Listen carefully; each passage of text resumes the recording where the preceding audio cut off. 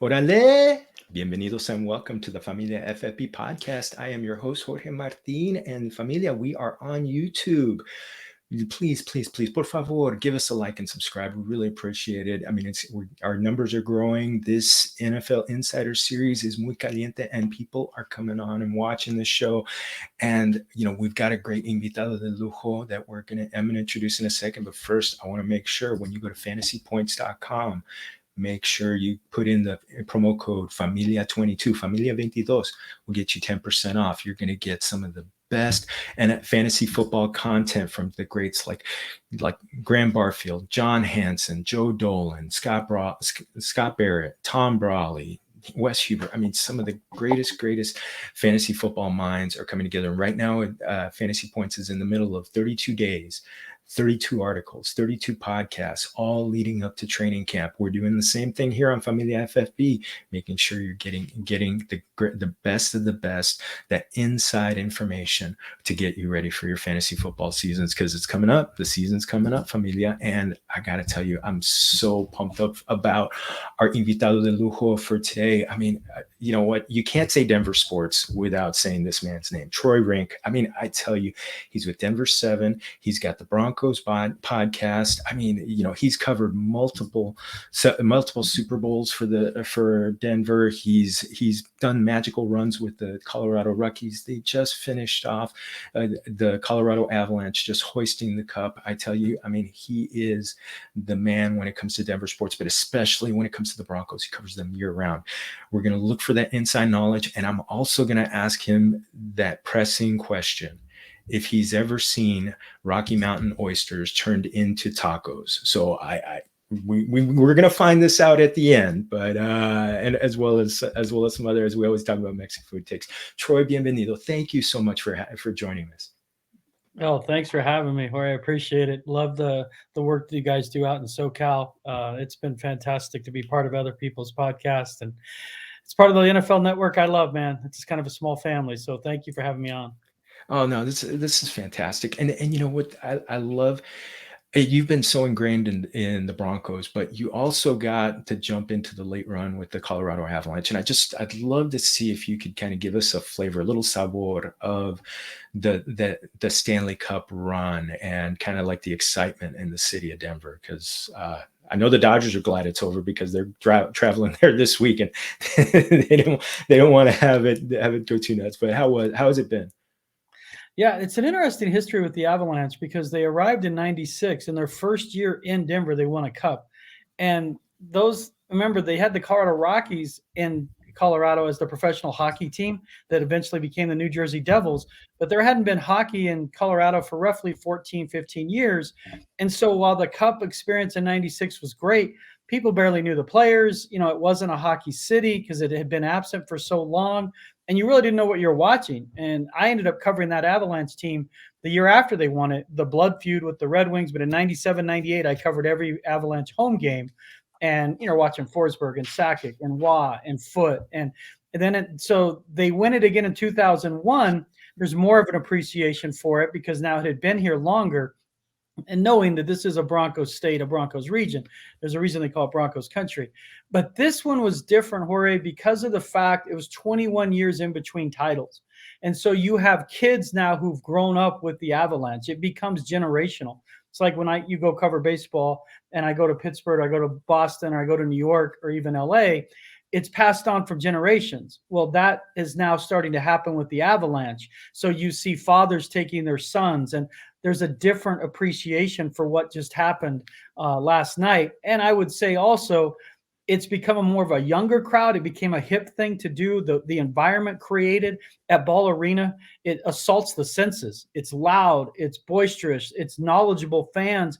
And let's be honest, they are one of the best teams in the last 2-3 decades. Their ability to skate, their ability to score. They won 56 games in the regular season, 16-4 in the postseason, so 72 wins.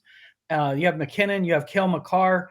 So they're an exciting team to watch. Even if you're a cursory fan, they're easy to embrace because they're a fun watch. I mean, I would equate it to like the Golden State Warriors.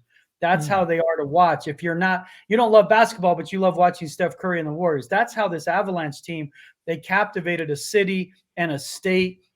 and people are going crazy. And the celebrations last night, luckily, were safe. The game being on the road in Tampa Bay helped tremendously. But I would rank it third in terms of sports championships in Colorado history. The Broncos beating the Packers in Super Bowl 32 will always be one. No argument. End of story. John Elway wins his first Super Bowl. That is the game. Then they repeat the next year and beat the Falcons in Super Bowl 33. That was a dominant team, one of the best teams in NFL history. I mean, you could argue that team's probably a top 10 team. I would put this Avalanche team third in that regard, because the 2001 team, they had Blake and certainly Ray Bork, but they acquired them.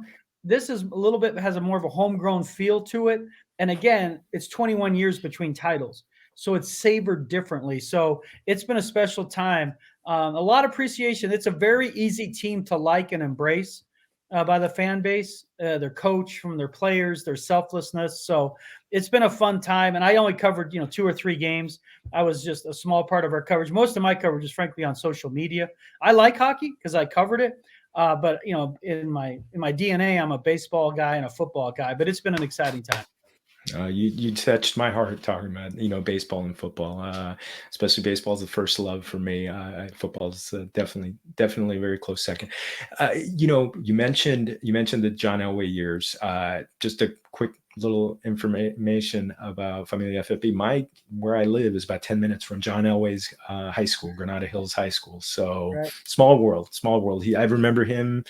I was a little kid reading about him on Friday Night Lights, and just still the local writers say he's still the greatest football player they've ever seen, who've covered over that period of time. So John Elway's still a legend out here in SoCal. So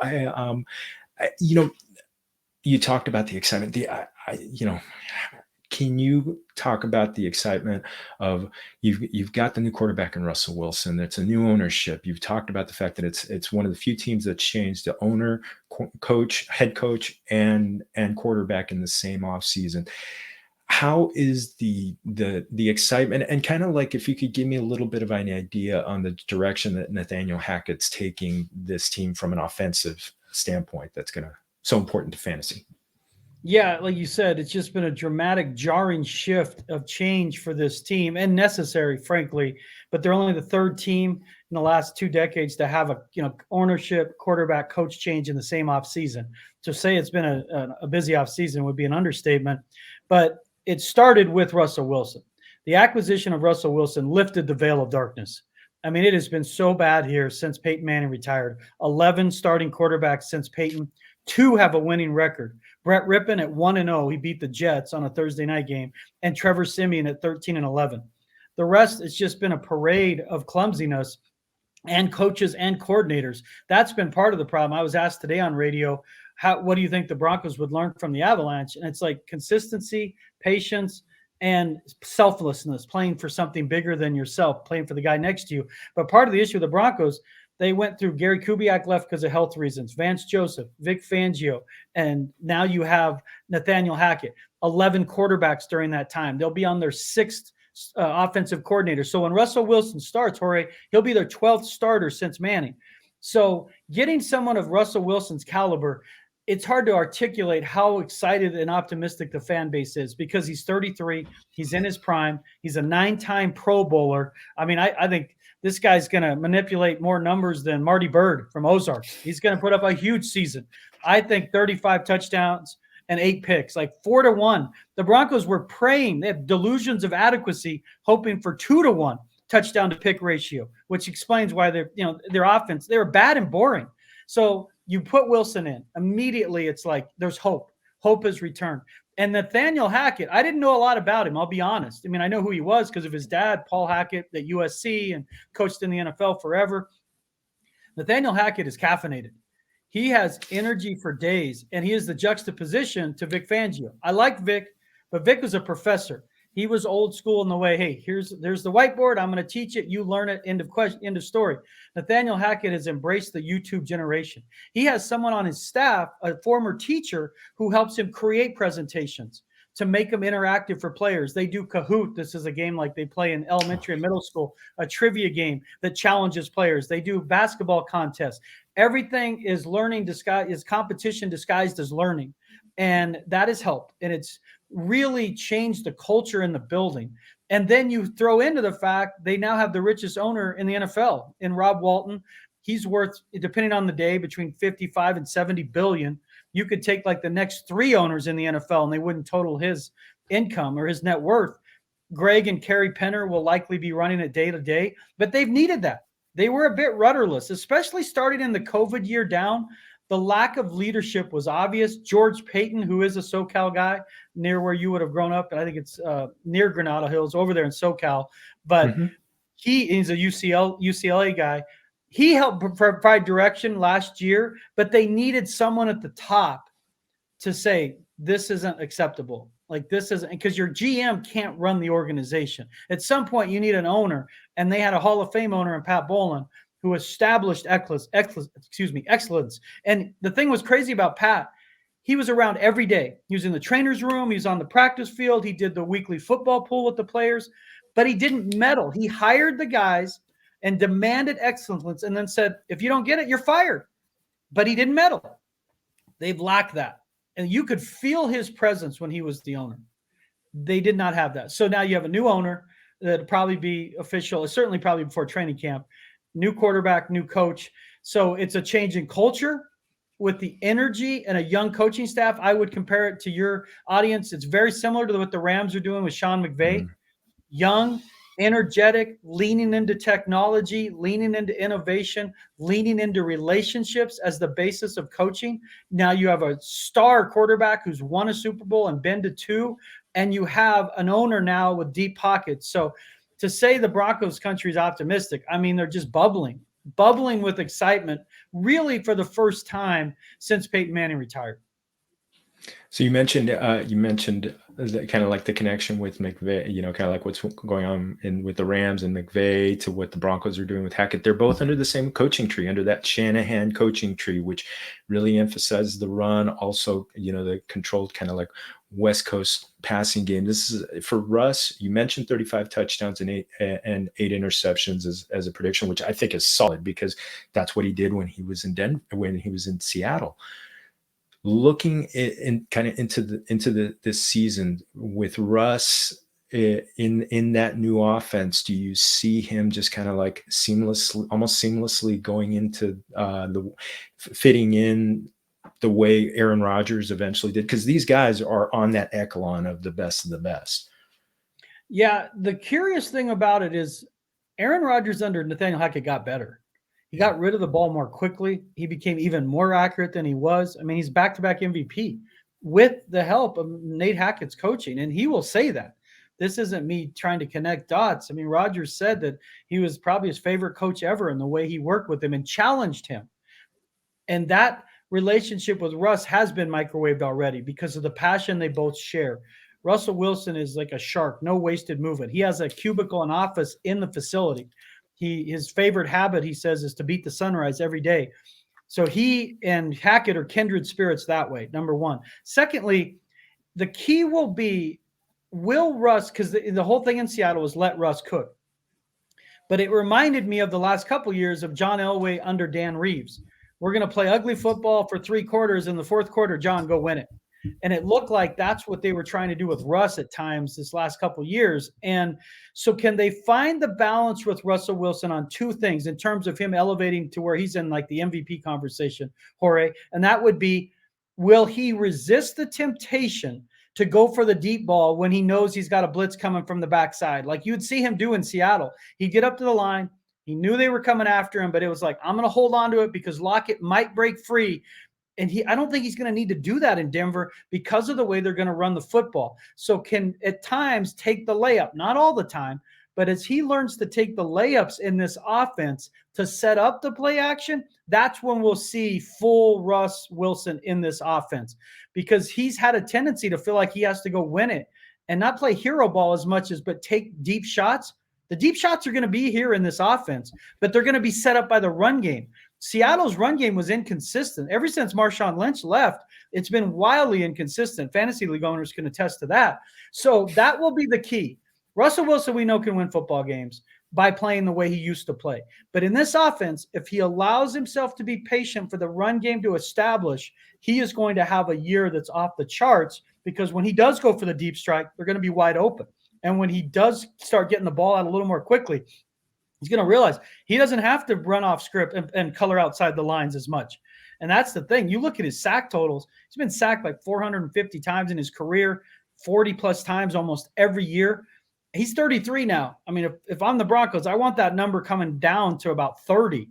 I don't want it in the high 40s, because it only takes one hit and the Broncos are right back to the despair in the valley they've been in for 6 years. So the offense, I believe I've seen it in the offseason at OTAs, Jorge.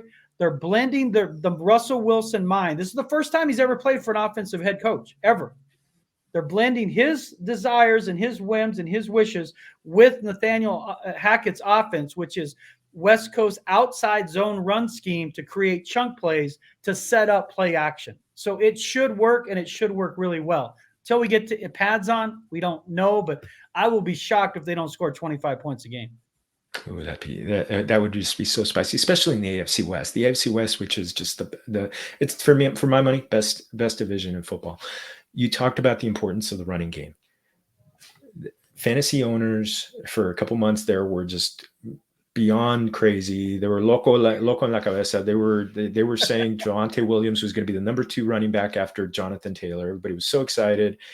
Then Melvin Gordon took the air out of the balloon and re-signed. But that's this offense. I mean, you look at both AJ Dillon and Aaron Jones were very productive in this offense.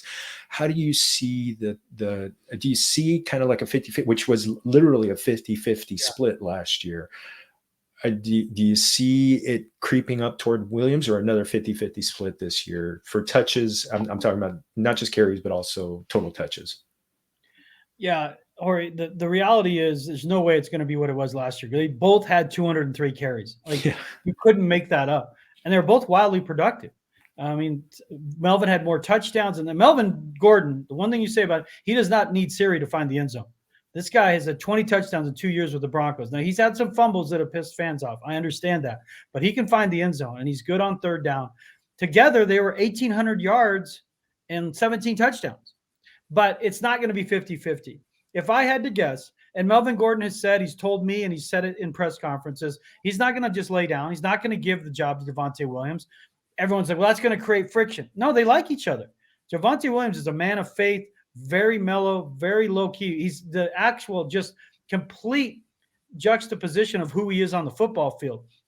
He's reading the Bible before games. He is that guy. Gordon and him complement each other well. He appreciates and respects Melvin. So there's no problem with the relationship. But to me, I see it happening where one guy so when I covered Super Bowl 50 team, 2015, Ronnie Hillman started every game and CJ Anderson finished every game. So I could see it being something like that, Jorge, where you have Javonte Williams starts and maybe Melvin Gordon gets hot and maybe he gets more touches, or Gordon starts against certain teams because they trust him a tick more in pass protection, and then Javonte Williams gets hot and finishes. But if I had to guess, Javonte Williams is probably going to get 60% of the touches to more like 40 for Melvin. But the key is you can use both these guys on third down and out of the backfield in the passing game. So they still should complement each other well. And I'm always of the one, why would a team that scores 17 points a game at home last year, 19 points overall, why would we be getting rid of good players? I know it doesn't help your fantasy team, but the reality is the Broncos can use Melvin Gordon, just like the Cowboys use Pollard and Zeke Elliott. It's not a bad thing to have two good players. It's a bad thing for your fantasy league team if Javonte gets 60 yards on a drive and then Melvin Gordon gets the touchdown. I understand that. But the Broncos haven't been to the playoffs in 6 years. They can't worry about fantasy. They got to worry about reality. And the reality is they're better with both these backs. And I do think Javonte will get a little more of the carries this year. And together they will work. As you said, Dillon and Jones work well together. I see something very similar. And remember, Hackett wanted Melvin Gordon back. The GM, George Payton, wanted Melvin Gordon back. So don't think they're just like, oh, they brought him back as some kind of sympathy plea. They wanted him back. He settled for way less money, but this was a plan that Hackett believes you need 2 backs for this offense to reach its potential. And that's the thing. And AJ Dillon won people some championships, and it's just, there's players that are going to be these players are going to be helpful. Where Melvin Gordon is going in drafts, I think is going to be a scream. Even at 40% of the touches, I think he's an extreme value where he's going in drafts. And I'll have an article on this afterward. Now that just warmed us up, because I want you to look in the crystal ball on the receivers, and it's the 2 guys that have been the great debate in the fantasy community. It's Courtland Sutton and Jerry Jeudy. I think they're both going to be very successful. I mean, you look at the fact that DK Metcalf and Tyler Lockett were both over 1,000-yard receivers with Russell Wilson, with Russell Wilson playing an entire season. Can you? I know you've talked about it a little bit on your podcast. I'd love to see if you could share a little bit on kind of how you see each one of them kind of shaking out this season. Yeah, this is the season for Jerry Jeudy. I've been bullish on Jeudy since they drafted him in 2020, and now I'm starting to feel like Gilligan on this island here. I mean, because it's just, he's got to do it. He's at a crossroads. Last year, there's a stat that it still boggles my mind if you'd have told me before the season. Jerry Jeudy had 0 touchdowns and Bradley Chubb had 0 sacks. Wait, what? And Jerry Jeudy had 3 red zone targets under Punt Shermer. I mean, their offense, they used him as a decoy on this stupid jet sweep that was right out of a middle school offense. He would fake like he's getting the snap after he'd already passed the center. I mean, and he was demoralized. His body language wasn't great. I'm not going to defend that, but they didn't throw to him. In 10 games, 3 red zone targets. I mean, come on. What are we doing? So, but to be fair, he's got to step up now. There's no excuses. He's got Russell Wilson and he's got Nate Hackett, who just like wakes up out of bed and starts drawing up routes for receivers. Everything's set up for him. He had a brush with the law this offseason where he got cleared. There should be no suspension. He should be humbled by that. He feels like it. I just talked to him yesterday at his football camp. He is poised for a big season. He understands the stakes involved. He understands the expectations now. So what does that mean from a fantasy perspective?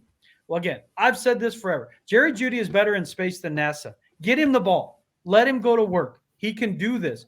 They had issues because Teddy Bridgewater, they developed chemistry. Then Jerry got hurt and missed 7 games, and then it never really developed after that.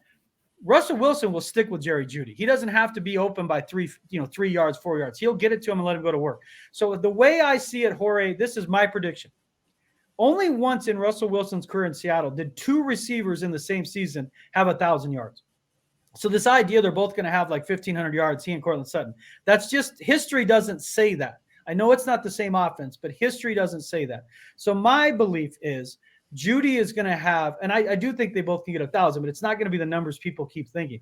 I think Jeudy can lead them in yards around 1,200 to 1,250 with 6 touchdowns, and Sutton is going to be right over 1,000, and he's going to have 10 touchdowns. He's going to be more of the guy in the red zone in terms of the 50-50 balls, and Jeudy is going to be more in the yardage. So he'd have the game with like 5 catches, 84 yards, 1 touchdown every other game or every third game, where Sutton, I think, will more consistently find the end zone because of the mismatch, because he's open when covered, and Russ will learn to trust that around the goal line. But that's my prediction, is that Jeudy leads them in yards and Sutton leads them in touchdowns. Now, is there going to be anything left over for like Tim Patrick and KJ Hamler, who's still rehabbing a knee surgery? Yeah, well, Tim Patrick is as reliable as an old pickup truck. I mean, he's been their best receiver the last 2 years, clearly the most consistent, right around averaging 750, 800 yards, 5 touchdowns. That's who he is. I could see him getting similar numbers to that. I don't know that, I mean, someone asking him to get more than that, almost have to be an injury, which you'd never want. I hate injuries. But I think Tim Patrick, especially for fantasy value, you have to understand, look at his last 2 years. He could probably be around that, somewhere between 700 and 900 yards, 4 to 5 touchdowns. Because the problem is he and Sutton are very similar receivers. So they're just naturally going to take away, almost like Javonte and Melvin. And unless one guy just gets crazy hot, they're just going to kind of split numbers up. But I think Sutton, the difference is he could have more touchdowns with fewer catches, where Patrick, they haven't used him that way. Like where Sutton should be used that way around the goal line. But there should be enough. KJ Hamler, I think he's going to start the training camp on the PUP list. He's coming back from a dislocated hip and a torn ACL. It's the second time he's torn the ACL and that knee. I talked with KJ yesterday at Jerry Jeudy's camp. He's progressing, but remember, he had the surgery like in October. So for me, realistically, if you're a fantasy league owner, I wouldn't be counting on Hamler to be putting up numbers until probably closer to the end of the first month of the season or early October, just conservative. Maybe it's earlier than that. He looks great, but I just don't know if he misses a chunk of training camp. The idea he's going to come in and be a real productive receiver those first 2-3 weeks, typically in the NFL, that doesn't happen for a guy who hasn't proven it yet. So you have to think with KJ Hamler, if you're a fantasy owner, it's almost like you have somebody on a bye, or you're looking for like that X factor who could have 2 catches, 72 yards, 150-yard touchdown. He's not going to get the volume right away. It's just the way the offense is. And you already have Albert Okwuegbunam and Greg Dulcich, the kid from UCLA. They're not all going to eat. It's a lot of mouths to feed, and they're going to run the ball still. So for me, if you're betting on Hamler from Fantasy League, you're literally, it's like, playing almost like you're playing roulette. You're just like that one number that's going to give you 1 catch, 52 yards, or 3 catches, 80 yards. He's not going to get the volume, but he could have that one play that flips you over the top. And great kid. I really am rooting for him to be healthy. They need his energy. They need his speed. He can take the top off, as they say. But early in the season, I would be cautiously optimistic and conservative in your view of Hamler, just because it would not be a year removed from knee surgery. And that, I would say, realistically start feeling like he's going to contribute more regularly in early October. Now, you mentioned Alberto, who I'm still struggling with how to say his last name, but Okwuegbunam. Him, and maybe I should try and say his name in Spanish, so maybe that'll help. And Greg Dulcich, who I know you're a little bullish on him. Yeah. Is either? I mean, I think tight ends sometimes they take a while. So could it be more the tight end targets, which Russ has never been a big guy for tight ends, but maybe he hasn't had this kind of talent at the tight end position. Jimmy Graham, latter part of his career. But is there going to be enough anything for the tight ends after all the other guys are eaten? The way I see it, because you look at Green Bay, their tight end production the last few years has been among the best in football, including from some no-name guys, like guys who pop out of nowhere. So the tight end is part of this offense. As you mentioned, it hasn't really necessarily been part of Russell Wilson and his stats, other than that brief overlap with Jimmy Graham. Alberto, not unlike KJ Hamler, there's going to be games where he's a mismatch, where he has the 4 catches, 82 yards, and a touchdown on a seam route. But he might have games where he has 1 catch and 8 yards based on matchups. It's not like it's not like he's Kelsey or a tight end like the kid from the Ravens, their tight end that's so amazing. Oh, Andrews. Or the Raiders tight end. I mean, those guys, they're the focal point of their offenses. Waller, Andrews, and Kelsey. Alberto is going to be more based on game to game, week to week. Is there a mismatch to exploit? So from a fantasy league perspective, it could be a little frustrating. I understand that. And Dulcich, I thought he was going to compete for the starting job right away. He had an injury in OTAs that limited him. I think it was his hamstring. They're always so coy with injuries. There's a leg injury. And he'll be fine for camp. But my guess is they start the season, they'll have Eric Tomlinson as their blocking tight end, and they have Albert Okwuegbunam as the starter. And the way they run that Hackett offense, not unlike Shanahan, not unlike Matt LaFleur, they need every play to look the same. That is the key to that West Coast offense. So double tight end, they could be running heavy, they could be running zone, they could be running inside, or they could use both those tight ends as receivers. That's what they need to get to, is to a point where Albert O is a functional blocker. So when he's in the game, it's not a tell like, oh, he's in, because they don't want to use him as a flex guy like a Jimmy Graham. They want to use him in line at times to disguise their run plays. So can he do that? And if he struggles with that, as he struggled with blocking last year, is that where Dulcich finds a way? Because Dulcich is a willing blocker. Is he a good blocker at the NFL level? I don't know yet. I don't know. But Dulcich is going to get a little time. They like him. But it's Albert Okwuegbunam's job to win.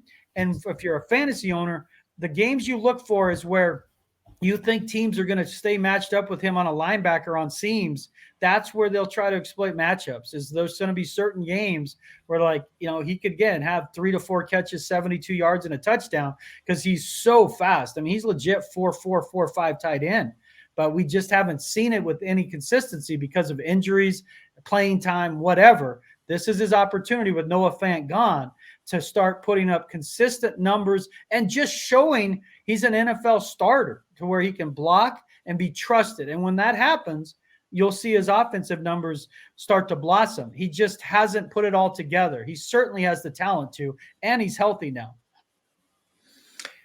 You've talked about how the importance of the offensive line, and I'm really big on how important the offensive line is to fantasy points being scored. Russ obviously talked about the problems that he had getting protected. Is this group, which is rated 16 by Pro Football Focus going into the season, is this a group that's going to do a better job kind of keeping him clean? Well, Russell Wilson gets some of the sacks on his own. They're his own fault because he runs around, he scrambles outside, he scribbles outside the lines, holds onto the ball too long. But you take that because you get the big plays on the backside of it. So you don't want to take the wag out of a puppy's tail. This is who Russ is. But you don't want him getting hit all the time. It's even as much as the sacks. I don't want him getting hit all the time because he's 33 now. He wants to play for 10 more years at least. I don't need him getting hit. Tom Brady's not getting sacked 40 times a season. I mean, I know they're different quarterbacks, but as he starts to gradually continue to live in the pocket more as he gets older, and he scrambles with purpose, but eventually he's not going to be running around. I don't want him getting hit. So the line, it starts, Jorge, with they need stability and consistency from Garrett Bowles at left tackle. 2020, he was second team All-Pro, played out of his mind. He benefited from no crowds and the NFL just basically deciding not to call holding that season. But it wasn't like he had a bunch of egregious calls that weren't getting called either. He got better. Now he's got a new line coach. He's got a new scheme. Even in OTAs, there were some clumsy moments. Like, they need to put him there and not worry about him and need him to be a guy. And he is so motivated to block for Russell Wilson. I mean, he loves the guy. And he's always the guy you want in the foxhole, but he's really connected with Russell Wilson. So they need consistency out of Bowles. Not even necessarily Pro Bowler, but he needs to be in the argument as a top 10 left tackle. And he certainly has the talent to do that. Dalton Reisner should be your left guard. He's adapted well to the zone run scheme. He's in a crossroads year. Is he going to come back? Will he get a new contract? Lloyd Cushenberry's played every snap at center the last 2 years, but he hasn't been great. I mean, he's just played it because, honestly, they haven't had a lot of options, and their offense wasn't very good. Lloyd is a little smaller. This zone run scheme should suit him better. I think you're going to see the best of Lloyd Cushenberry, and he just needs to be middle of the pack, frankly. And then right guard should be Quinn Miners, the young kid out of Wisconsin Whitewater, the D3 kid. He is an absolute brute who's just physical in ways that are just jaw-dropping. But he's got to get better in pass protection and on blitzes. And then right tackle, they've had more right tackles than Spinal Tap's had drummers. I mean, it's every year. Who's the right tackle? Who's in the last 6 years? Who's the right tackle? Who's the quarterback? And who's the coordinator and who's the coach? And you wonder why the Broncos have lost. It's pretty simple. When you have no consistency at coach, quarterback, right tackle, and offensive coordinator, gee, we're not very good. Shock. So they've got Billy Turner now. Billy played here as a guard back in the day. He's smart. He's cerebral. He played for the Packers. They need him to be the guy. Just sit him there. Billy knows the offense. Let him do his thing. And if he is the player we saw the last couple of years in Green Bay, their line should be solid. And Graham Glasgow is kind of the X factor there. Could he play center if Cushenberry struggles? Could he even play right guard? He came back. He redid his deal. He hasn't lived up to expectations. He's coming off a horrible leg, broken ankle, and cartilage injury. But he could provide depth. Netane Mutte, the kid from Fresno State, perhaps could provide depth. And Calvin Anderson would be the swing tackle. They're in a better position, I will tell you, than they were a year ago. They have a great quarterback, which allows you as a line typically, and I know Russell's sack numbers are high, but it should allow them to be better because they know they're not like the last few years, Jorge, we didn't know the quarterback was going to be like every other week. That's not good for an offensive line. Different cadence, a guy drops in the pocket a little differently. All those things, the nuances of the position, they struggle. Now they know who the quarterback's going to be. They've been out to his house. They've been out. They'll go out there again in July again. They know. So everything is set up for the line to have a good season, but they got to prove it. I'm not going to just sit here and tell you they're going to do it. They've got to prove it. I don't want to hear about it. I want to see you do it. That's what McVay says, and that's what in baseball they have a saying, don't talk about it, be about it. It's time to be about it, and this line has the talent to be about it. Oh, awesome. Just one quick one on the other side of the ball. How does the team shape up, the defense shape up both against the run and the pass this year, especially the pass in that division where there's so many unicorns at quarterback? Yeah, listen, I mean, any other division they're in, you'd be like, oh, the Broncos are going to win the division. But, I mean, I'm not picking against the Chiefs. The Chiefs have beaten the Broncos 13 straight times. I mean, I'm over it. And, again, I'm just covering it, and you get over because it's a tired storyline. As a journalist, you root for the story. The Chiefs squashing the Broncos has become a very cliche storyline. But Patrick Mahomes is Patrick Mahomes. I do think, again, with all due respect to Chiefs fans, you're going to miss Tyreek Hill more than you think, because of the fact it's going to change how – I know the Broncos specifically, it's going to change how they defense Travis Kelce. Kelce killed them. They took Hill away for the most part the last 2 years under Fangio, and Kelce absolutely kills them. In his career, he's like 16 games, 1,200 yards, and 10 touchdowns. He's like first team All-Pro against the Broncos every time he plays them. And in part, and I love Kelce, in part because of Hill. When I talk to players, the Chris Harris's and the people, they're like, we had to account for Hill every play. Now you don't have to do that. So that's a huge deal for their defense. But defensively, two things changed with they hired Evero Ejiro. I hope I'm pronouncing his name wrong. I always screw it up. The new defensive coordinator from the Rams. It's the same Fangio scheme with the nuance of they're going to try to pressure the quarterback more. Fangio was very conservative and playing zone, cerebral, read and react, and they were good. They were the old bend but don't break between the 20s. They were really good in the red zone.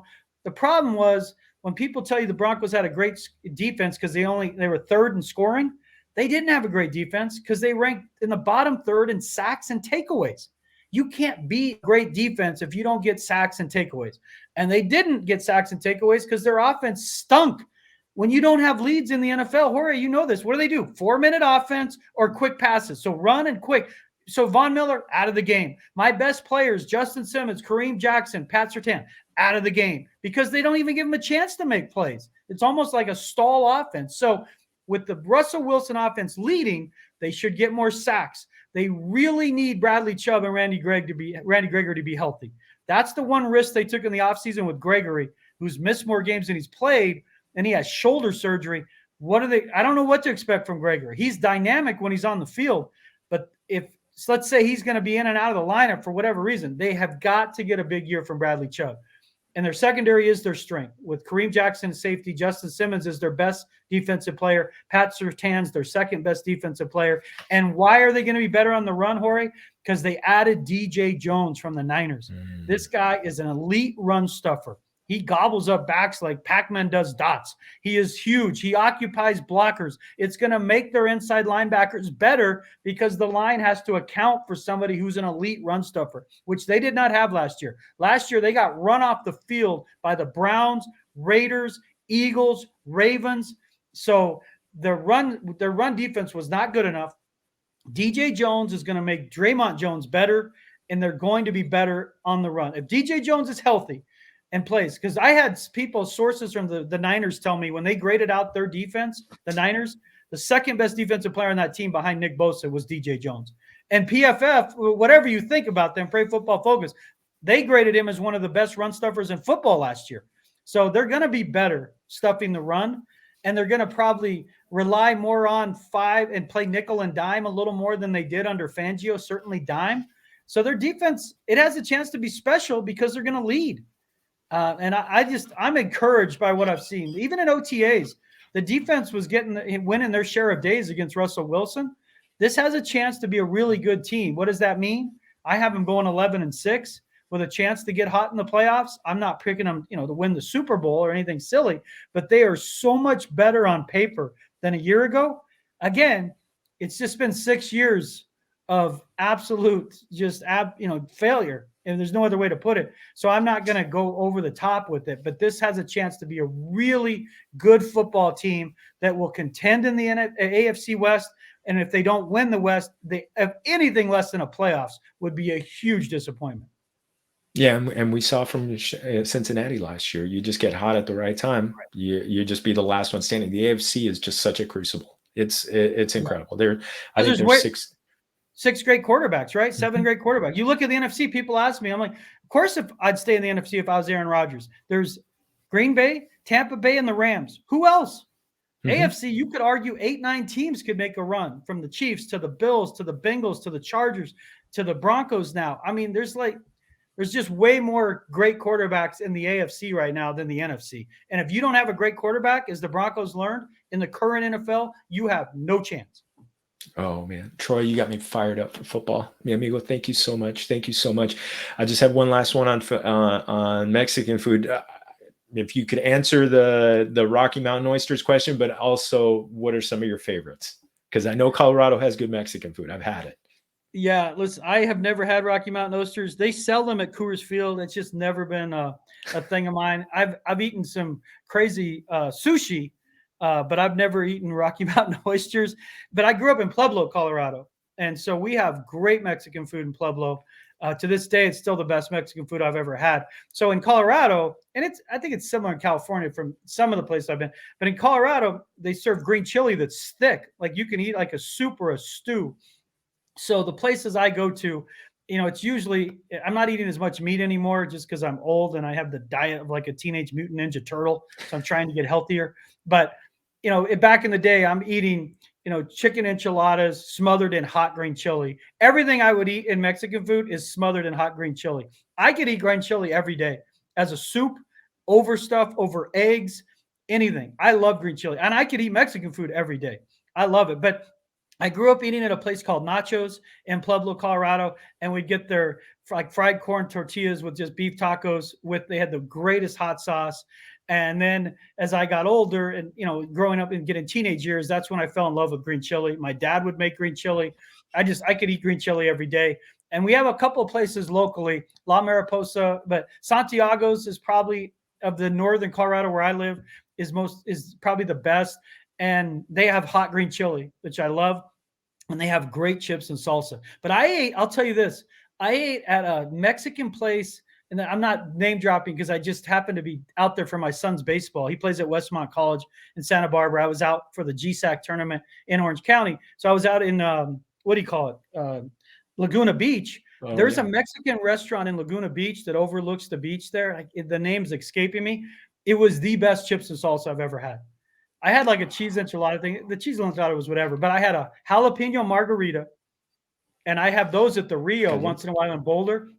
Jalapeno. That's my over the next month. I'm going to learn how to make a really good jalapeno margarita because the ones they serve at the Rio and Boulder, they're famous for their margaritas. Oh my God, it was delightful. But the chips and salsa at this Laguna Beach Mexican restaurant that overlooks the ocean, oh my God, just delightful. But I could eat Mexican food every day. I love Mexican food, as you can tell. Love it. Love it. Oh, and I love this one. I know we went a little over time, but thank you. Thank you so much for the time and the insight. Let's sign off. Troy, point everybody to where I'm gonna put the little banner up one more time, but point everybody to where they could get all the greatest Broncos coverage. Yeah, Jorge, thank you so much. Humbled again to be on here. You can find me on Twitter at Troy Renck, on Facebook, same thing at Troy Renck. My stuff is on the denverchannel.com/Broncos. That's where my articles are.